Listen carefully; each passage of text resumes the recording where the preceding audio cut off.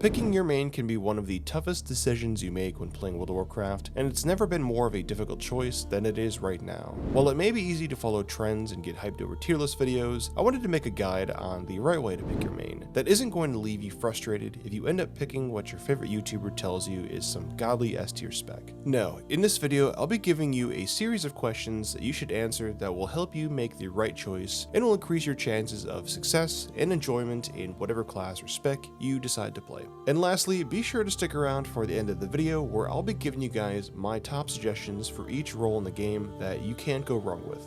So the first thing I wanted to talk about with this video is going to be the Warband system. Now, the Warband system is going to be that new feature that's coming to the War Within, which is going to allow us to have shared progression between all of our ults. And in my opinion, I think the Warband system is going to basically make the option of picking our main that much easier. Essentially, the Warband system is alt insurance. Now, prior to this expansion, I think picking your main was probably a more permanent and more serious decision, but because of the Warband system, it's going to be a lot easier because now if you guys pick your main and, down the road you're just not feeling it, you'll be able to swap characters pretty easily with the Warband system. Because the Warband system is basically, shared progression between all of our characters, and obviously you'll have those Warbound items that you'll be collecting that you can gear up your ults with. And on top of that, I also highly suggest that whatever main you decide to pick, you should always have a backup option. That means having an ult that you play regularly that wouldn't require a ton of time and dedication to gear up if you decided to switch characters.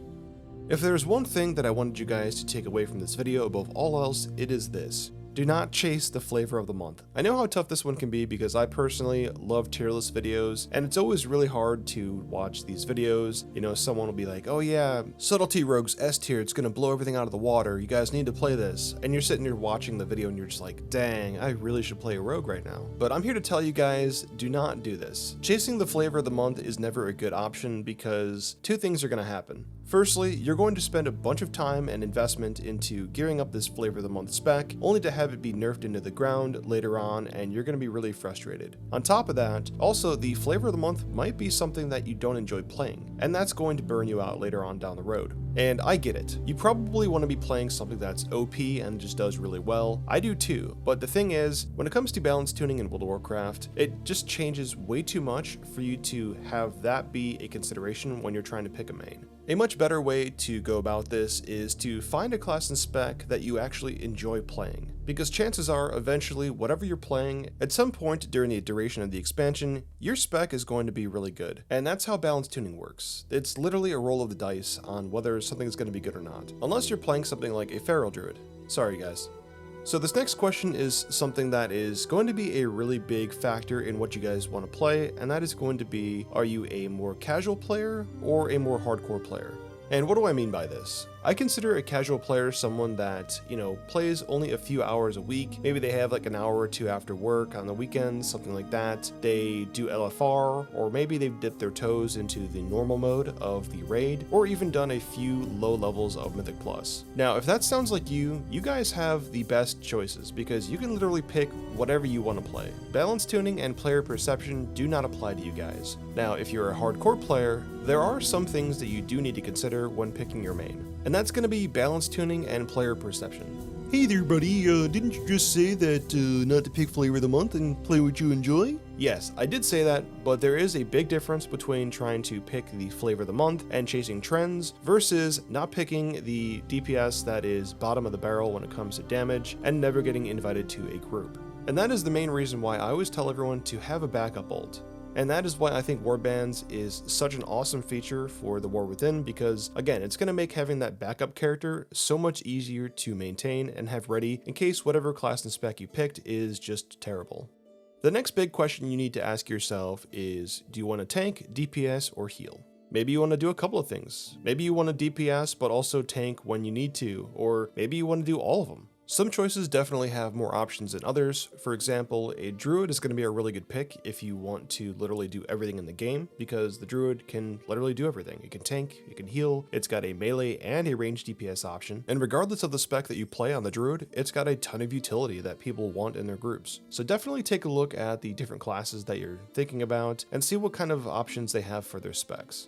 Another thing that I want you guys to take into consideration when you're picking your class and spec is something that I call Reroll Insurance. Now, this mainly is more focused towards DPS players, but that is basically picking a class that has multiple specs that all DPS, so that way, if your spec that you're playing and enjoy is not very good, you still have two other options that are more than likely going to be a lot better than what you're currently using. So for example, let's say you're playing a mage, right? And you love playing Arcane, but Arcane's not performing really well. Well, you have two other options. There's probably a very good chance that Fire or Frost are both doing pretty good. So instead of having to reroll to a brand new class, you can just swap specs and play something that just does a little bit better. And this brings up a really good point, and that is whatever class you guys decide to play, make sure that you enjoy playing all of the specs that it brings to the table. If you just absolutely love playing a Shadow Priest, but you hate playing Discipline or Holy, what happens if Shadow ends up being really bad? That's literally the only DPS spec for Priest, so your chances are you're either going to one trick and just, stick with playing the Shadow Priest even when it's really bad, or you're just going to have to play something else. This next question is going to drastically affect your choice, and that is going to be simply, are you someone that plays this game by yourself, or are you in a guild, or just have a group of friends that you play the game with? The reason why I say this is because if you are a solo player, you're going to be at the mercy of player perception a lot more than you would if you're playing with a group of friends. And what I mean by this is that you're going to have a really rough time if you're playing a class and spec that a lot of people, or the player perception is, sucks. So for example, if people think that enhancement shamans are terrible, you're probably going to have a really hard time getting invited to any groups if you're playing an enhancement shaman. And then on the other side, if you are part of a guild or you've got a group of friends that you guys play the game with regularly, who cares what the player perception is? Because your friends are going to invite you because you're their friend. So now it's time for me to give you guys my recommendations of what I think are going to be really good picks going into the War Within, regardless of balance tuning. Now, as a quick disclaimer, I just want to remind you guys, my choices are not based off of DPS or performance or anything like that. My choices are simply what I think are fun, approachable, and very versatile picks that you guys can play and have a really good time with. So starting off with tanks. My first pick here is going to be the Mountain Thang Protection Warrior, mainly because I just really like the aesthetic of the Mountain King from Warcraft 3, so it's really cool that they're bringing that back into the game, and also the play around Thunderclap is really good. Prot Warriors are just generally overall really good tanks when it comes to taking and absorbing damage, so you really can't go wrong here. My next pick is going to be the Sand Lane Blood Death Knight, mainly because I feel like with Blood Death Knights, they're just really good at self-healing, even though they just got a massive nerf to that with that last patch. But I do think the whole idea of a Blood Death Knight / vampire kind of thing fits really well with the Blood DK, and I feel like it's just going to have a ton of even more self-healing than it has before. Plus, Blood DKs are really easy to play, and Death Grip is just so good to have. My last pick for the recommendation for tanking is going to be the Druid of the Claw Guardian Druid, mainly because I think the improvements with the shapeshifting is going to be really good, and I think it's just going to flow really well with Guardian Druid in general. Plus, Guardian Druid is just really easy to play. For our DPS picks, I'm going to go with the Arcane Mage, specifically the Spellslinger, mainly because Arcane recently just got a massive rework. The spec in general is just a lot easier to play now, and the actual playstyle is really fun, it's really snappy, and it's actually the spec that I'm going to be maining in the War Within. My next pick is going to go with the Riders of the Apocalypse Unholy Death Knight, and I really don't feel like I need to explain why. I mean, having mounted combat out in the world is really cool. Just the overall theme of this hero talent is just insanely cool, and also Unholy Death Knights have historically been in a really good spot. And then for my last pick for DPS, I'm going to go with the Templar Ret Paladin. The aesthetic of Templar Ret Paladins is just really cool in general. You're just bringing down these hammers, and I think the playstyle is going to be really fun to play. It's really easy, and I think it's going to do really well. For healers, the first one I'm going to go with is going to be the Restoration Shaman, specifically Totemic. I think the new totems that it's going to bring to the table are really cool, and it also looks like they're kind of going back to the whole chain heal playstyle for that healer, which I thought was probably one of the most fun ways to play a healer. And then also they're bringing Sky Fury, which is a brand new raid buff for shamans.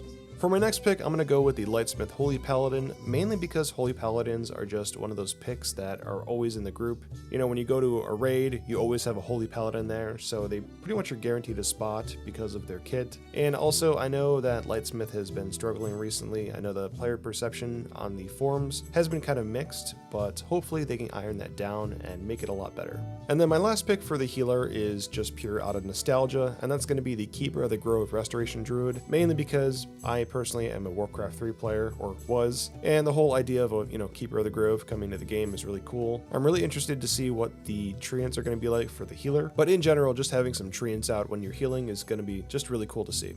Now that you guys have a couple of recommendations to look at when you're trying to pick your main, why don't you do me a favor and click that subscribe button on my channel if you enjoyed this video, because here we cover tons of World of Warcraft content and other RPG games in general, so chances are I'll probably be covering a game that you like. Also, let me know in the comments section what class and spec you guys are considering for the War Within. Thank you so much for watching today's video. I'm still Solo, and I'll see you guys in the next one.